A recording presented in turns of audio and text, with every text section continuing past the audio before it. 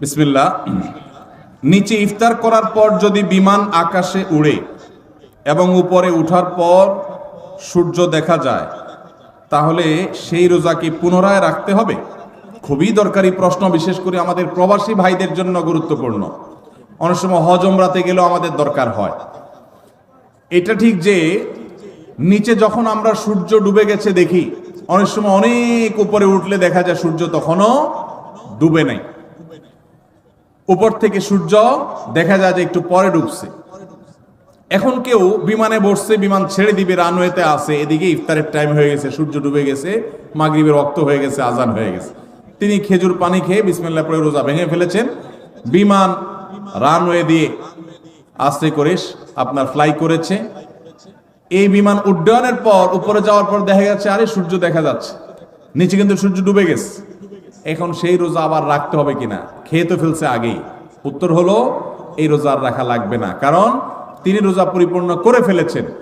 একজন মানুষ রোজা পরিপূর্ণ করার পর যদি কোথাও যান, যে দেখেন যে না সেখানে রোজা চলছে, তাহলে তার আগের রোজা যে বাতিল হয়ে গেছে তা কিন্তু না, সে রোজা তার রাখতে হবে না, আর সে রোজা তার আদায় হয়ে যাবে ইনশাআল্লাহ। কারণ তিনি যখন যেখানে আছেন সেখানকার সূর্য ডুবা দেখে তিনি আমল করবেন। সূর্য ডুবে গেছে, অতএব তিনি ইফতার করে ফেলেছেন, তার রোজা হয়ে যাবে ইনশাআল্লাহ।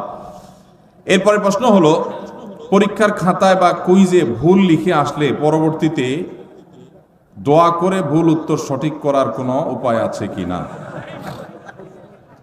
লা হাওলা ওয়ালা কুওয়াতা। এটা কি প্রশ্ন না তামাশা? হ্যাঁ, একবার আমার নামও লিখে দিয়েছে শেষে দিয়ে সুন্দর করে। ভাই, এই প্রশ্ন আমার ফাঁকিবাজ ছাত্র ভাইয়ের প্রশ্ন। আপনাদেরকে একটা মার্কা দেই, মার্কা একটা আলামত দেই, ফাঁকিবাজ ছাত্র বোঝার একটা আলামত। হুজুরদের কাছে যেসব ছাত্র প্রশ্ন দিবে, হুজুর কোন আমল করলে পরীক্ষার খাতা একেবারে ফরফরায় লিখতে পারবো, সহজে লিখতে পারবো, একটু কলম পড়া দেন হুজুর, ফু দিলে জানে কলমে একেবারে গুলির মতো চলতে থাকে। এগুলো বেশিরভাগই ফাঁকিবাজ ছাত্রদের আলামত। ভালো ছাত্র যারা, তারা পড়ালেখা করে ঠিকঠাক মতো, আবার আল্লাহর কাছে দোয়া করে যায় পরীক্ষা দেয়, শেষ। আর ফাঁকিবাজ যারা, সে তো জানে পড়ালেখা করে নাই, টোটো করে ঘুরে বেড়াইছে, এই জন্য হুজুরের কাছ থেকে কলম পড়া, এটা সেটা দুনিয়ার ডানে বামে বিভিন্ন পথে যায়। এই জন্য পরীক্ষা ভালো হওয়ার আমল কি যদি বলেন, আমি বলবো পরীক্ষা ভালো হওয়ার আমল হলো পড়ালেখা বেশি করে করা, সুন্দর করে করা, ভালো করে করা। এটা হলো পরীক্ষা ভালো হওয়ার আমল। ফাঁকি ঝুঁকি করবেন আর একটা দোয়া পড়লে সব ফাঁকি ঝুঁকি বাদ হইয়া পরীক্ষার খাতা সব লিখতে পারবেন আর সব পানির মতো সহজ প্রশ্ন চলে আসবে, এরকম কোনো আমলের কথা আমার জানা নাই। ইসলাম অলসদের জন্য না, ইসলাম পরিশ্রমীদের জন্য। নবীজি আল্লাহর কাছে পানা চাইতেন, আল্লাহুম্মা ইন্নী আউযু বিকা মিনাল আজজি ওয়াল কাসাল। আল্লাহ, আপনার কাছে আমি অলসতা থেকে পানা চাই। আপনি অলস থাকবেন আর বলবেন আমি শুয়ে থাকবো, আল্লাহ আমার মুখে খাবার পাঠায় দেখ, এরকম কোনো আমল আমার জানা নাই। অতএব ভালো করে পড়ালেখা করবেন তো ইনশাআল্লাহ ছাত্র ভাইরা, মনোযোগ দিয়ে পড়াশোনা করবেন এবং আল্লাহর কাছে দোয়া করবেন, আল্লাহ ইনশাআল্লাহ সাকসেস করবেন। আস-সুন্নাহ ফাউন্ডেশন যে এত বড় বড় সেবার কাজ পরিচালনা করে, এত টাকা কোথায় পান? ভাইরা আমার, আস-সুন্নাহ ফাউন্ডেশনের অনেক কার্যক্রম আপনারা দেখেন অনলাইনে, অফলাইনে, বিভিন্নভাবে। মূলত একটা প্রজেক্ট বাস্তবায়ন করতে আমরা যে পরিমাণ টাকা খরচ করি, অনেকে মনে করেন এর চাইতে অনেক বেশি টাকা লাগে। আমাদের দেশে রাষ্ট্রের সম্পদ যদি অপচয় তসরুফ না হতো, তাহলে এই দেশ শুধু রাষ্ট্রের যে সম্পদ খরচ করা হয় ওইটা দিয়েই রাষ্ট্রশূন্য হয়ে যেত, খুব বেশি কিছু লাগতো না। শুধু দুর্নীতি বন্ধ করলে, অপশাসন বন্ধ করা গেলে, অপচয় বন্ধ করা গেলে, রাষ্ট্রের টাকাকে যদি আমানত মনে করে কর্তা ব্যক্তিরা প্রতিটা টাকা চিবিয়ে রস করবে, যেরকম বের করে নিজের পকেটের টাকাটার, ওইরকম রাষ্ট্রের টাকাটা যদি আমানত মনে করে খরচ করত, তাহলে যে পরিমাণ টাকা রাষ্ট্র খরচ করে তাতে রাষ্ট্রের আসলে তেমন কোনো সংকট থাকার কথা না। আমরা ক্ষুদ্র সেবামূলক কাজ করে আমরা দেখেছি যে একটা প্রজেক্টে 20-50 লাখ টাকা দিয়ে কত যে কাজ করা যায়, কত যে পরিবারকে স্থায়ীভাবে তাদের দারিদ্র্য বিমোচন করা যায়, অথচ শত শত হাজার কোটি টাকা চলে যায় আমাদের ছোটখাটো প্রজেক্টে। তো সেইগুলা যদি আমরা রোধ করতে পারতাম তাহলে আসলে টাকা অনেক বেশি লাগতো না। আসন্না ফাউন্ডেশন যে শত শত কোটি টাকা নিয়ে বসে আছে আর খরচ করে আসলে তা কিন্তু না। মূলত প্রথমত আল্লাহর বরকত, দ্বিতীয়ত হলো আমাদের একটা দীপ্ত শপথ আছে, সেটা হলো নিজের পকেটের টাকা খরচ করতে এত চিন্তা করব না, মানুষের দানের টাকা খরচ করতে যতবার চিন্তা করব। এবং আল্লাহর ফজলে সেজন্য আল্লাহ তাআলা বরকত দেন। এবং সেই সাথে যেই টাকা আসে তার সবই হলো আপামর সাধারণ মানুষের টাকা, একেবারে মাছ পিপল, একেবারে সাধারণ মানুষের যে টাকা, সেটা দিয়ে আসন্না ফাউন্ডেশন চলে আলহামদুলিল্লাহ। আপনারা যারা যুবকরা আছেন, এলাকায় সেবামূলক কাজ করতে চান, অনেকে চান কি চান না আপনারা অনেকে হয়তো বলবেন, ভাই আপনার ফাউন্ডেশন থেকে কিছু আমাদেরকে শীতবস্ত্র পাঠিয়ে দেন, কিছু টাকা পয়সা দেন, কিছু আমাদের ত্রাণ দেন, আমরা এলাকায় কাজ করি। যুবকদেরকে বলতে চাই, আপনারা যদি এলাকায় সেবামূলক কাজ করতে চান, আপনার এলাকায় সেই সব সেবার কাজ শুরু করে দেন যেগুলোতে টাকার দরকার হয় না। এরকম কাজ আছে না নাই? আপনার এলাকাতে একটা রাস্তা ভাঙা, আপনারা 4-5 যুবক মিলে সেই রাস্তাটা, ভাঙা রাস্তাটা মেরামত করে দেন শারীরিক পরিশ্রম করে। সম্ভব কি সম্ভব না? আপনি যখন এই কাজটা করবেন, আল্লাহ আপনাকে এর চেয়ে বেশি কাজ করার তৌফিক দান করবেন। এরপরে প্রশ্ন, ইসলামে নারীদের সাক্ষী পুরুষের সাক্ষীর চেয়ে দুর্বল কেন? অর্থাৎ দুজন মহিলার সাক্ষী একজন পুরুষের সাক্ষীর সমপর্যায়ের কেন? বিষয়টি বুঝিয়ে বললে ভালো হতো, ধন্যবাদ। দেখুন, ইসলামে বিভিন্ন চুক্তি, লেনদেন, কায় কারবার, এগুলোর সাক্ষ্য দেওয়ার ক্ষেত্রে দুইজন নারীর সাক্ষ্যকে একজন পুরুষের স্বাক্ষর সমান ধরা হয়েছে। এখন সঙ্গত কারণেই প্রশ্ন আসলো যে পুরুষ একজন সাক্ষ্য দিলে যেই কোনো লেনদেনে, যে কোনো কাজ কারবারে সেটা একজনের সাক্ষ্য হিসেবে বিবেচিত হবে, কিন্তু মহিলা যখন সাক্ষ্য দিবে তখন দুইজনেরটা একজন পুরুষের সমান কেন হবে? মহিলা কি মানুষ না? কত মহিলা আছে পুরুষের চাইতে আমলের দিক থেকে আরো ভালো, আছে না নাই? অনেক পুরুষ আছেন যিনি পুরুষের চাইতে বেশি আল্লাহর প্রিয় বান্দা। তাহলে সেক্ষেত্রে সাক্ষ্য দেওয়ার ক্ষেত্রে নারীর অর্ধেক কেন? এর উত্তর হলো, ইমাম মুহাম্মদ রহমতুল্লাহ আলাই, ইমাম আজম আবু হানিফা রহমতুল্লাহ আলাইহির একজন ছাত্র, ইসলামের ইতিহাসের একজন বড় ইমাম, ইমাম মুহাম্মদ রহমতুল্লাহ আলাই, তিনি বলেছেন, যেহেতু সচরাচর চুক্তি, কাজ কারবার, বাহিরের লেনদেন, এগুলোতে নারীরা উপস্থিত থাকে না, সচরাচর মেয়েদের উপস্থিতি সেসব জায়গায় থাকে না। একটা চুক্তি হচ্ছে, একটা লিখিত হচ্ছে, সেখানে মহিলাদের উপস্থিতি সাধারণত কম থাকে, পুরুষরাই থাকে। যেহেতু তাদের উপস্থিতিটা সচরাচর থাকে না, অতএব তাদের কেউ যদি সাক্ষ্য দেয় তাহলে ব্যাপারটা একটু স্ট্রং করার দরকার আছে, কারণ তার তো থাকার কথা না, কিভাবে সাক্ষ্য দিল? সেজন্য এটাকে স্ট্রং করবার জন্য আরেকজন নারীর সাক্ষ্য যখন দেয় তখন সেই স্ট্রংনেসটা চলে আসে। শুধুমাত্র ওই সাক্ষ্যটার মধ্যে স্ট্রংনেস আনার জন্য দুইজনকে সেখানে একজন পুরুষের সমান ধরা হয়েছে। এখানে কোনো মর্যাদার তারতম্য বোঝাবার জন্য নয়, যে নারী তো বাহিরে সাধারণত থাকে না, যদি সাক্ষ্য দেয় তাহলে সেক্ষেত্রে মানুষের মনের মধ্যে এই সংশয় আসতে পারে, নারী কোত্থেকে আসলো এখানে। এই সংশয় দূর করবার জন্য আরেকজন নারী যখন সাক্ষ্য দেয় তখন আর সংশয় করবার কোনো সুযোগ থাকে না। তাহলে এখানে মর্যাদার কোনো পার্থক্যের জন্য এটি করা হয়নি, এটা আমি মুহাম্মদ রহমতুল্লাহ বলেছেন। আর অনেক ইমামগণ অনেক ব্যাখ্যা দিয়েছেন। কি কি ধরনের গুনাহে লিপ্ত হলে আল্লাহ ওই ব্যক্তির দিকে মুখ ফিরিয়ে নেন, ওই ব্যক্তির দিক থেকে মুখ ফিরিয়ে নেন? ভাইরা আমার, নবী করিম সাল্লাল্লাহু আলাইহি ওয়াসাল্লাম একটি প্রসিদ্ধ হাদিস আছে, তিনি বলেছেন, সালাসাতুন লা ইয়াকাল্লিমুহুমুল্লাহু ওয়া লা ইউযাক্কিহিম ওয়া লা ইয়ানজুরু ইলাইহিম ওয়া লাহুম আযাবুন আলীম। 3 শ্রেণী মানুষ আছে, তাদের জন্য 4টা শাস্তি হবে। কয়টা শাস্তি হবে? 4টা। কয় শ্রেণী মানুষের জন্য? 3 শ্রেণী মানুষের জন্য। নাম্বার 1, শাইখুন জানিন, যে ব্যক্তি বয়স্ক হয়েও ব্যভিচারে লিপ্ত হয়েছে, এই ব্যক্তির সাথে আল্লাহ কিয়ামতের দিন কথা বলবেন না, আল্লাহ তাকে পবিত্র করবেন না, তার দিকে চেয়ে তাকাবেন না, এবং তাকে কঠোর শাস্তি দিবেন যে সে প্রাপ্তবয়স্ক, বিবাহিত, বৃদ্ধ, এরপরও সে জেনায় কেন লিপ্ত হলো। নাম্বার 2, ওয়া মালিকুন কাযযাব, যেই রাজা, যেই শাসক প্রজাদের সাথে মিথ্যা কথা বলে, প্রতারণা করে, ডাহা ডাহা মিথ্যা কথা বলে, এরকম বাদশাহ, এরকম রাজা, এরকম শাসক তাদেরকে নবী সাল্লাল্লাহু আলাইহি সাল্লাম বলেছেন কিয়ামতের দিন আল্লাহ তাদের সাথে কথা বলবেন না, তাদের গুনাহগুলোকে মাফ করবেন না, পবিত্র করবেন না, এবং আল্লাহ তাদের দিকে তাকাবেন না, চেয়ে দেখবেন না, এবং তাদের জন্য কঠোর শাস্তি রয়েছে। আর 3 নম্বর হলো ওয়াইলুন মুস্তাকবির, যেই গরিব পরিবার, মানুষটা গরিব আবার অহংকার করে, তো এই ব্যক্তিকেও আল্লাহ রাব্বুল আলামিন কিয়ামতের ময়দানে এই শাস্তিগুলো দিবেন। এরপরে প্রশ্ন হলো, ধার্মিক পরেজগার আল্লাহ ভীরু অর্থাৎ ভালো ইসলামিক জ্ঞান সম্পন্ন মেয়ে জীবন সঙ্গী হিসাবে পেতে চাইলে কি করা উচিত? ভাইরা আমার, যুবক যারা বিবাহ করেন নাই, দিনদার ভালো পাত্রীকে যদি জীবন সঙ্গী হিসাবে পাইতে চান তাহলে আপনার নিজেকে ভালো হইতে হবে। আপনি লাগাবেন তাল গাছ, আশা করবেন আম, সম্ভব? অনেক যুবক আছে নিজে সব 2 নম্বরই কাজ করে বেড়াবে, আর বিয়ের আগে মহিলা মাদ্রাসার প্রিন্সিপালের কাছে যায় কানে কানে বলে, হুজুর একটা ভালো মেয়ে দেখেন। আছে না নেই? তো এটা কোনো ভালো মুসলমানের আলামত না। আপনি নিজে ভালো হওয়ার চেষ্টা করেন, এটা হলো ভালো মেয়ে পাওয়ার সবচেয়ে বড় উপায়। নাম্বার 2, সূরা ফুরকান আয়াত নম্বর 74, রব্বানা হাব লানা মিন আজওয়াজিনা ওয়া যুররিয়াতিনা কুররাতা আয়ুন ওয়াজআলনা লিল মুত্তাকিনা ইমামা। বেশি বেশি পড়বেন, আল্লাহ নেককার জীবন সঙ্গী যেন পাই, এই দোয়া বেশি বেশি পড়বেন। সূরা ফুরকান আয়াত নম্বর কত? 74। আর নিজে ভালো আমল করবেন, আর ভালো নেককারদের সাথে থাকবেন, ইনশাআল্লাহ দেখবেন আল্লাহ ভালো জীবন সঙ্গী দান করবেন। সূরা বাকারা 256 নম্বর আয়াতে বলা হয়েছে দিনের ব্যাপারে কোনো জবরদস্তি কিংবা বাধ্যবাধকতা নাই। তাহলে আমার প্রশ্ন, মেয়েদের পর্দা করাটা কি বাধ্যতামূলক? কারণ পর্দার কথা বললে অনেকে আয়াতের উদ্ধৃতি দেয়।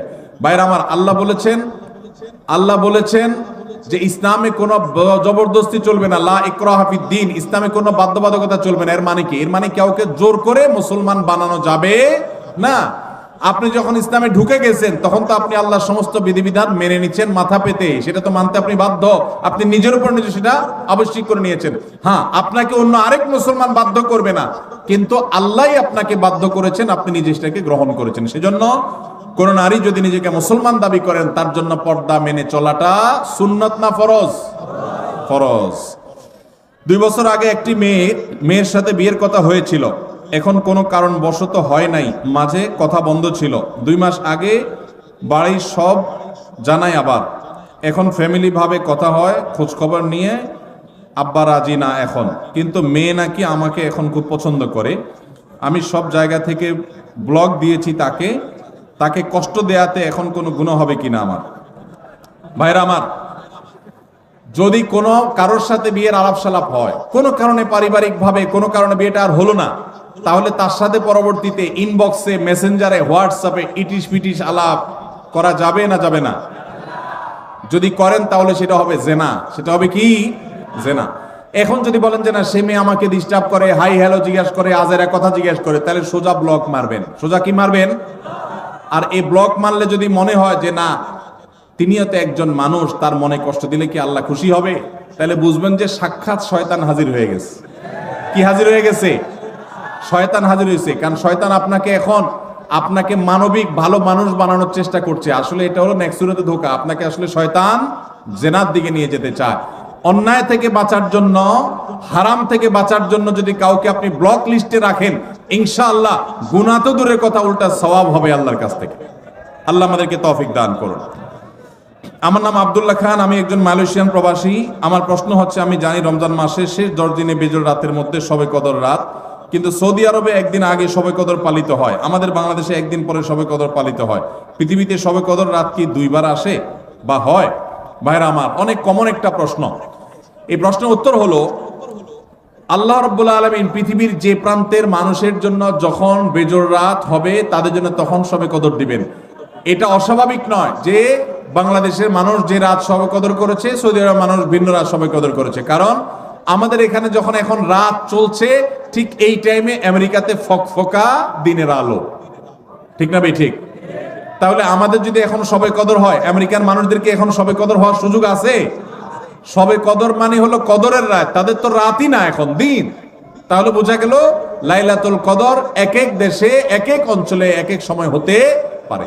এখন আপনি প্রশ্ন করতে পারেন যে এক এক এলাকায় যদি এক এক সময় রাত হয়, লাইলাতুল কদর হয়, তো আল্লাহ তো লাইলাতুল কদরে দুনিয়ার আসমানে নেমে আসেন, তো এক এক অঞ্চলে এক এক সময় হলে আল্লাহ কখন কোথায় থাকেন? এর উত্তর হলো, আমরা মানুষ এক জায়গায় উপস্থিত হলে আরেক জায়গায় উপস্থিত থাকি না, আল্লাহকে আমরা আমাদের মতো বিবেচনা করি। আল্লাহ রাব্বুল আলামিন তিনি সবকিছু করতে পারেন, একই সময় কোথাও তিনি উপস্থিত আবার কোথাও অনুপস্থিত, একই সময় কাউকে তিনি মৃত্যু দিচ্ছেন আবার কোথাও কাউকে জীবন দিচ্ছেন। তার সাথে আমাদের সক্ষমতার কোনো তুলনা চলে না, তার জন্য কোনো অসম্ভব বলতে কোনো কিছুই নাই। সূর্য একসাথে বহু জায়গায় তার উপস্থিতি জানান দিতে পারে, কিন্তু আমরা এক জায়গায় গেলে আরেক জায়গায় যাইতে পারি না, বিধায় এখানে পার্থক্য আছে। সরকারি জায়গায় মসজিদ করলে জুমার নামাজ হবে কিনা? সরকারি জায়গায় যদি মসজিদ করেন জুমার নামাজ হবে কিনা? উত্তর হলো জুমার নামাজ তো হয়ে যাবে, কিন্তু সরকারি জায়গা মসজিদ বানাবার জন্য আপনি অবশ্যই যথাযথ কর্তৃপক্ষের অনুমতি নেবেন, নিয়মতান্ত্রিক ভাবে মসজিদ করবেন। মসজিদ আল্লাহর ঘর, সেটা এই জন্য যেখানে সেখানে করবেন। সরকারি জায়গা পাইলেন আর মসজিদ একটা বানায় দিলেন, আদৌ দরকার আছে কিনা সেটার কোনো বিবেচনা নাই, এটা করা উচিত না। তবে এটা ঠিক, মুসলিম প্রধান দেশে মুসলমানদের নামাজ পড়ার জন্য একটা সরকারি বিরাট বড় এরিয়া আছে, সেখানে অনেক মুসলমান বসবাস করে, সেখানে নামাজ পড়ার জায়গা করে দেওয়া সেখানকার কর্তব্য ব্যক্তিদের কর্তব্য, তাদের কাছে সেটা আদায় করতে হবে। কিন্তু তাই বলে আপনি চাইলেন আর খেয়াল খুশি মতো যেখানে সেখানে মসজিদ করে নিলেন, এটা করা যাবে না। সরকারি জায়গা না, শুধু অন্য কারোর জায়গাতে এরকম মসজিদ করা উচিত না। তবে যদি করেন কেউ, সেই জায়গায় নামাজ আদায় করলে নামাজ হয়ে যাবে, কিন্তু নিয়মতান্ত্রিক ভাবে মসজিদ আদায় করতে হবে, বানাইতে হবে। মসজিদে চেয়ারে বসে নামাজ পড়লে নামাজ হবে কিনা? ভাই, মসজিদে চেয়ারে বসলে নামাজ পড়লে নামাজ হবে কিনা? উত্তর হলো যদি কেউ রুকু সেজদা দিতে অপারগ হন, অসুবিধা হন, তাহলে তার জন্য এটা জায়েজ হবে। কিন্তু আমাদের দেশে অনেকে একটু কোমর ব্যথা, একটু শরীরটা খারাপ লাগে, মেজমেজ করে চেয়ারে বসে নামাজ শুরু করে দেয়। এইরকম যদি করে তাদের নামাজ হবে না, কারণ আল্লাহ বলেছেন ওয়াকুমু লিল্লাহি কানিতিন, নামাজের মধ্যে দাঁড়ানোটা কি সুন্নত না নফল? ফরজ। এই ফরজ তরক করে যদি আপনি বলেন যে শরীরটা খারাপ লাগতেছে চেয়ারে বসে গেলাম, একটু ভাবসাব ধরলাম, তাহলে নামাজ হবে না। যার রুকু সিজদা করার ক্ষমতা নাই, ডাক্তার তাকে কঠোরভাবে নিষেধ করেছে, মারাত্মক পেইন হয়, তার জন্য জায়েজ আছে। বাকি যেন তেন উসিলাতে এটা করা যাবে না। আমি যদি 4টা বিয়ে করি তাহলে কি আমার সাথে 4টা বই জান্নাতে থাকবে? ভাইরা আমার, এই প্রশ্ন যে করছে একটাও তার কপালে এখনো জুটছে কিনা আমার সন্দেহ আছে। এরকম বেশি বেশি ইটিস পিটিস করার লোকগুলোর আলামত বেশি ভালো হয় না, সাধারণত ব্যতিক্রমও আছে। তো যাই হোক ভাই, আপনি নিজের জান্নাতের চিন্তা চাইতে 4 বউয়ের জান্নাত নিয়ে চিন্তায় আছেন। মানুষ কত রকমেরই থাকে, মাশাআল্লাহ। তো এটা নির্ভর করবে আমলের উপর ভাই। আপনার বউ 1 জন না 2 জন 3 জন না 4 জন, এটা ইস্যু না। ইস্যু হলো যে সবাইকে জান্নাতি বানাতে পারলেন কিনা, আপনি নিজে জান্নাতি হতে পারলেন কিনা। যদি সবাই জান্নাতি আমল করেন তাহলে সবাই জান্নাতে যাবেন। আল্লাহ না করুক যদি 2 জন জান্নাতি আমল করেন তাহলে 2 জন জান্নাতে যাবেন। যে জান্নাতি আমল করবে সেই জান্নাতি যাবেন। আপনি নেককার মানুষ হলেন, আপনার বউ 4টা হলো 4টাই একেবারে বাই ডিফল্ট ফ্যামিলি মেম্বার হিসাবে অটো পাস পেয়ে যাবে। দুনিয়াতে অটো পাস আছে, আল্লাহর কাছে অটো পাস বলতে কিচ্ছু। যার যার আমল করে তাকে পার হইতে, দুনিয়াতে মামু খালুগিরি চলে, আখিরাতে আল্লাহর কাছে চলবে। আপনার মামু আছে, নেতা আছে, গোতা আছে, দুনিয়াতে পার হতে পারবেন, ওখানে এই সমস্ত ধানায় পানায় চলবে না। যার আমল ভালো হবে সে আল্লাহর কাছে জান্নাত পাবে। দাড়িতে কাটিং করে ডিজাইন করা যাবে কিনা?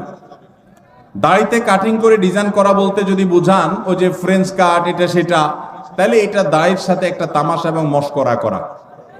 নবী করিম সাল্লাল্লাহু আলাইহি সাল্লাম বলেছেন আফুল্লুহা, তোমরা দাড়িকে লম্বা করো, আর খুল্লুহা, দাড়িকে ছেড়ে দাও। পরিষ্কার নির্দেশ নবীজির। কোন একটা হাদিসে নবীজি সাল্লাল্লাহু আলাইহি সাল্লাম আমাদেরকে দাড়িতে কাটিং আর স্টাইল করতে বলেন না, এটা স্টাইলের জিনিস না। যারা দাড়ি রাখতে ইতস্তত বোধ করেন তাদেরকে বিনয়ের সাথে বলতে চাই, এটা পুরুষত্বের মার্কা। এটা কিসের মার্কা? আল্লাহ নারীর শরীরে যা যা দিয়েছেন, নখ আপনারটা বাড়ে, মহিলাদেরটাও বাড়ে। আপনার মাথার চুল আছে, তাদেরও আছে। আপনার শরীরের অঙ্গ প্রত্যঙ্গে যেখানে যেখানে যা যা আছে, লোম অবাঞ্ছিত সব তারও আছে। শুধু 2টা জিনিস, দাড়ি আর গোপ, এগুলো নারীকে আল্লাহ দেন না, আল্লাহ আপনাকে দিয়েছেন। এর জন্য গোপটা ছোট ছোট রাখা আর দাড়ি লম্বা রাখা, এটা পুরুষত্বের আলামত। এখন আপনি যদি বলেন যে আমি হিজড়া হয়ে যাব, তাহলে আমার কি করার? আল্লাহ আমাদের ভাইদেরকে হেদায়েত দান করো। এটা পুরুষত্বের মার্কা, এটা রাখতে কোনো কার্পণ্য করা উচিত না।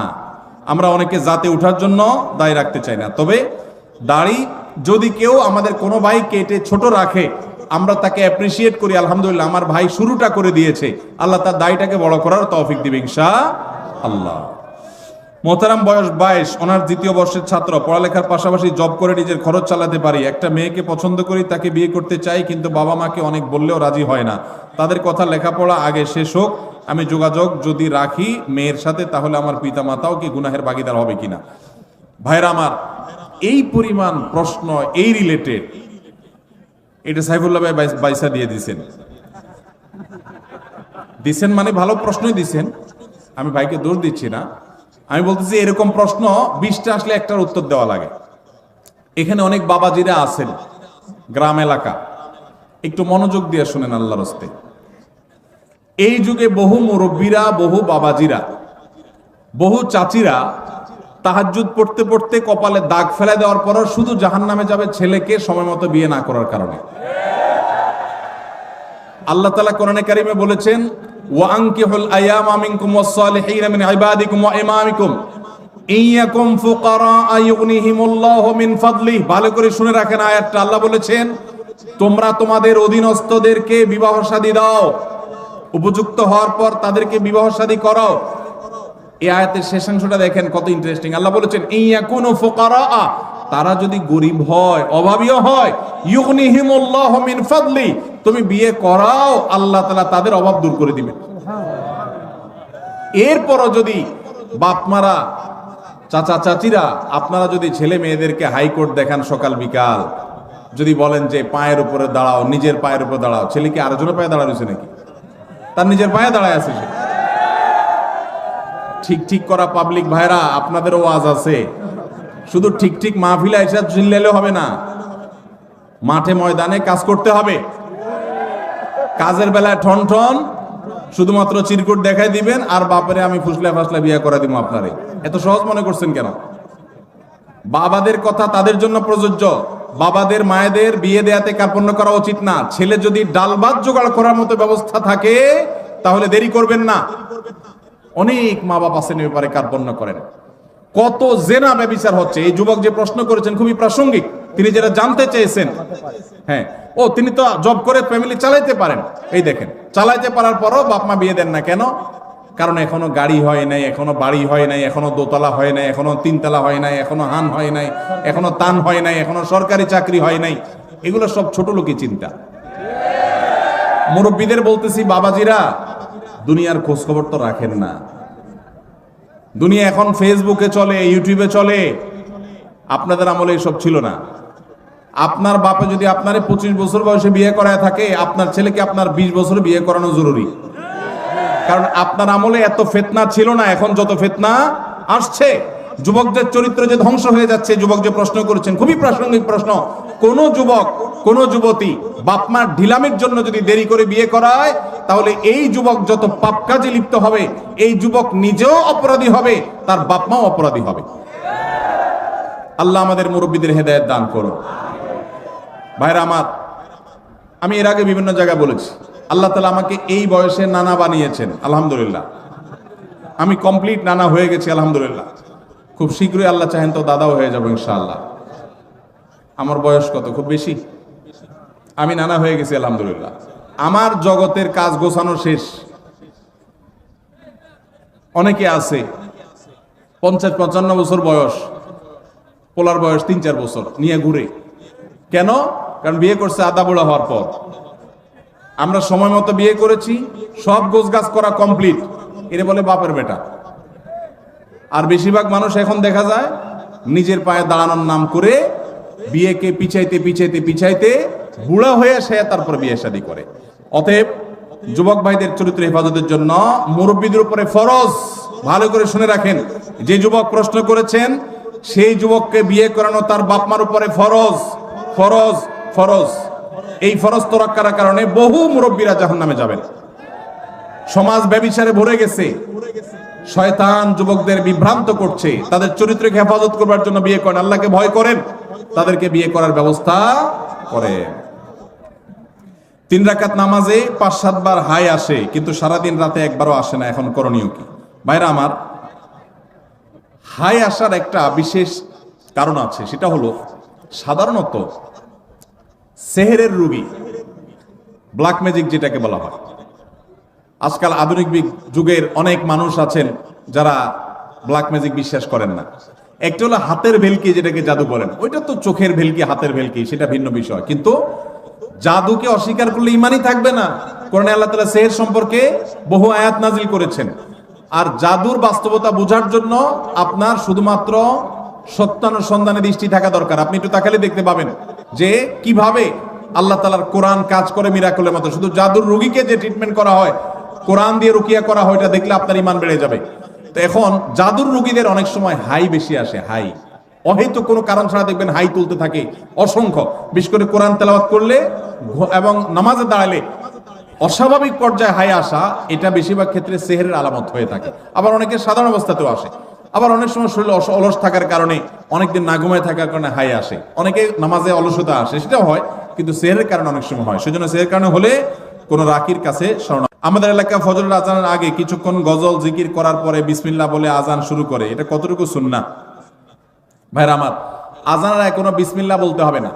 আজানটা আল্লাহু আকবার, এটাই আল্লাহর নাম, এটাই জিকির। আবার বিসমিল্লাহ বলে আলাদা জিকির করার দরকার নাই, এটা সুন্নাহ দ্বারা সাব্যস্ত নয়। আজানের আগে আলাদা কোনো বিসমিল্লাহ বলার দরকার নাই, এটা সুন্নাত নয়। দ্বিতীয়ত হলো, আজানের আগে আবার এই যে গজল গাচ্ছেন, মানুষকে ডাকতেছেন, তাহলে আজানটা কিসের জন্য? আজান তো মানুষকে ডাকার জন্য। এই জন্য এটা সুন্নাহ সম্মত কোনো কাজ হতে পারে না।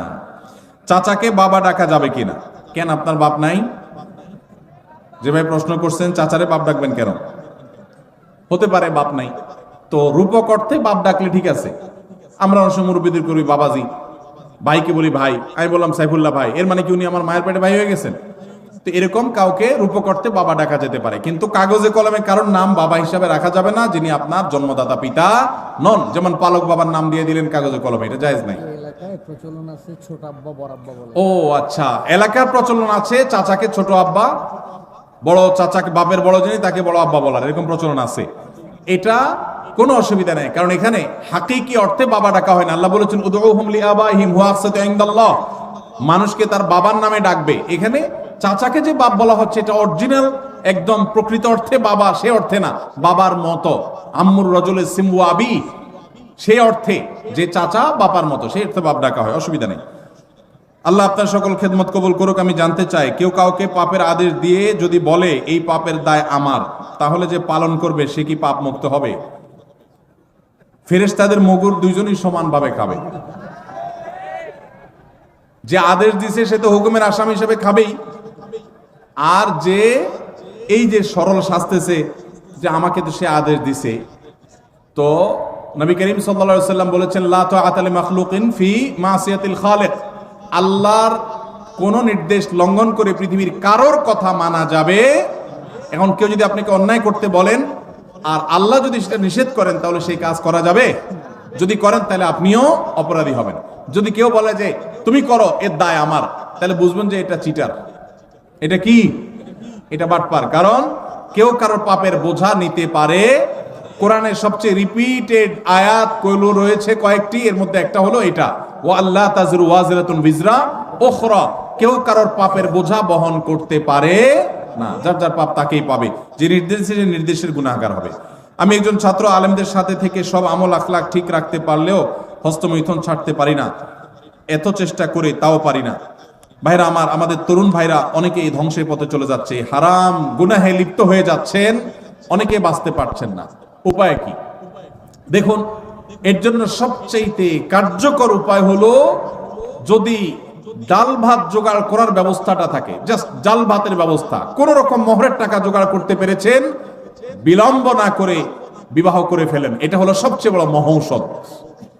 নাম্বার 2, যদি আপনার এই মুহূর্তে বিবাহ করবার মতো শারীরিক আর্থিক সঙ্গতি না থাকে, সার্বিক সঙ্গতি না থাকে, তাহলে সেক্ষেত্রে আপনি এই বদভ্যাস থেকে বাঁচার জন্য নাম্বার 1, যে সমস্ত মোবাইল বা আপনার কম্পিউটার স্ক্রিন থেকে হারাম জিনিস দেখে আপনি হারাম কাজ করেন, সেইগুলো থেকে নিজেকে বিচ্ছিন্ন করে ফেলেন। একটু অপারেশন করতে হবে, নিজের স্মার্টফোনটা বিক্রি করে একটা বাটন ফোন কিনে ফেলান। একটু কষ্ট হবে প্রথম প্রথম, বন্ধু বান্ধবদের সাথে সম্পর্ক যোগাযোগ রাখতে একটু অসুবিধা হবে। 6 মাস মাত্র এইভাবে চলেন, বিক্রি করে ফেলতে হবে, রাখলে হবে না। বাটন ফোনে চলে যান, কিচ্ছু হবে না, মনে হবে যে অনেক ক্ষতি হবে, আসলে কিছুই হবে না। আপনার ইমান আমল রক্ষা করার জন্য এইটুকু স্যাক্রিফাইস যদি আপনি করতে পারেন, দেখবেন ইনশাআল্লাহ বদভ্যাস দূর হয়ে গেছে। নাম্বার 3, সাধারণত এই পাপের পাপীরা নির্জনতার এই সময়টাকে কাজে লাগায়। অতএব নির্জনতায় কোনো অবস্থাতে থাকা যাবে না। কোন কক্ষে একা আছেন, কেউ নাই, দ্রুত বের হয়ে চলে যান। চেষ্টা করেন কোনো মানুষের মধ্যে থাকার জন্য, একাকী থাকবেন না। এবং সেই সাথে আল্লাহর কাছে চোখের পানি ফেলে দোয়া করবেন, দ্রুততার সাথে মহর এবং হালাল টাকা জোগাড় করে দ্রুততার সাথে বিবাহ করে ফেলবেন। বাপ মা যদি অহেতুক বিবাহ পিছায় আর আপনি বিবিকে, স্ত্রীকে পালার মতো মিনিমাম ব্যবস্থা থাকে, তাহলে আপনি নিজ উদ্যোগে বিবাহ করে ফেলবেন। তারপরও চরিত্র হেফাজত করতে হবে ইনশাআল্লাহ। কোন ইমামের যদি ঘুষ কেলেঙ্কারের অভিযোগ প্রমাণিত হয়, তাহলে তার পিছনে কি নামাজ সহিহ হবে? ইমাম যদি ঘুষের কারবারের সাথে জড়িত থাকেন, এটা যদি প্রমাণিত হয়, এলাকাতে সব কথা প্রমাণিত না, অনেক দোষ হুজুরদের নামে উঠানো হয়, যদি সত্যি প্রমাণ দেওয়া হয় এবং প্রমাণ থাকে, তাহলে সেক্ষেত্রে সেই ইমামকে ইমাম থেকে সরিয়ে সেখানে অবশ্যই একজন নেককার পরহেজগার মানুষকে ইমাম হিসাবে নিয়োগ দেওয়া উচিত এলাকাবাসীর। তারপরে কেউ যদি নামাজ পড়ে, তার নামাজ হয়ে যাবে, নামাজ হবে না তা না। আমার প্রশ্ন হলো, দীর্ঘদিন হলো বিয়ে করছি, বাচ্চা হচ্ছে না, কোরআন সুন্নাহর আলোকে কিছু আমল বলে দিবেন। যাদের বাচ্চা হচ্ছে না তাদের জন্য ইব্রাহিম আলাইহিস সালাম এবং জাকারিয়া আলাইহিস সালামের কয়েকটা দোয়া কোরআনে আল্লাহ বর্ণনা করেছেন। নাম্বার 1, রব্বি হাবলি মিনাস সলিহিন, রব্বি হাবলি মিনাস সলিহিন। এমনকি যারা এখনো বিবাহ করেন তারা এখন থেকেই দোয়া পড়তে পারেন, রব্বি হাবলি মিনাস সলিহিন, আল্লাহ আমাকে নেক সন্তান দান করুন। 1। নাম্বার 2, রব্বি হাবলি মিন লাদুনকা যুররিয়াতান তাইয়্যিবাহ ইন্নাকা সামিউদ দুআ, আল্লাহ আপনি পবিত্র সন্তান দান করেন কারণ আপনি দোয়া শুনেন। নাম্বার 3, রব্বি লা তাজআলনি ফারদা ওয়া আনতা খায়রুল ওয়ারিসিন, রব্বি লা তাযারনি ফারদা ওয়া আনতা খায়রুল ওয়ারিসিন, আল্লাহ আমাকে একা রেখে দিবেন না, আপনি সর্বোত্তম ওয়ারিস। 3টা দোয়া শিখিয়ে দিলাম, এগুলো বেশি বেশি করে পাঠ করবেন। আর একটা জিনিস মাথায় রাখবেন, আল্লাহ যদি সন্তান নাও দেন, আল্লাহর এই ফয়সালা আমরা খুশি না নাখুশ? আল্লাহ যদি একটা সন্তান দেন আর বিকলাঙ্গ হয়, তার চাইতে না দিলে ভালো না খারাপ? অতএব আল্লাহর ফয়সালাকে মেনে নেওয়ার মানসিকতা থাকতে হবে। ভাইরা আমার, রাত অনেক হয়েছে, আমার মনে হয় রাখি, বাকি প্রশ্নগুলো আমরা নিয়ে যাই ইনশাআল্লাহ বিদিনিল্লাহ। কালকের কোনো প্রশ্নে বা অন্য কোনো প্রোগ্রামে ইনশাআল্লাহ আমরা প্রশ্ন উত্তর দিয়ে দিই, কারণ আপনাদের ফজর নামাজ পড়তে হবে। আমরা গভীর রাত পর্যন্ত মাহফিল করার বিপক্ষের মানুষ, সুন্নাহ সম্মত না। কারণ আমাদের গভীর রাত মধ্যে মাহফিল করলে কি ফজর নামাজ পড়া সহজ হবে না কঠিন হবে? কঠিন হবে। সেজন্য আমরা এখানে শেষ করছি। আমরা যে সমস্ত কথা শুনলাম, জানলাম, বুঝলাম, আল্লাহ আমাকে, আপনাকে, আমাদের সবাইকে আমল করার তৌফিক দান করুন। জাযাকুমুল্লাহু খায়রা ওয়া আখিরু দাওয়ানা।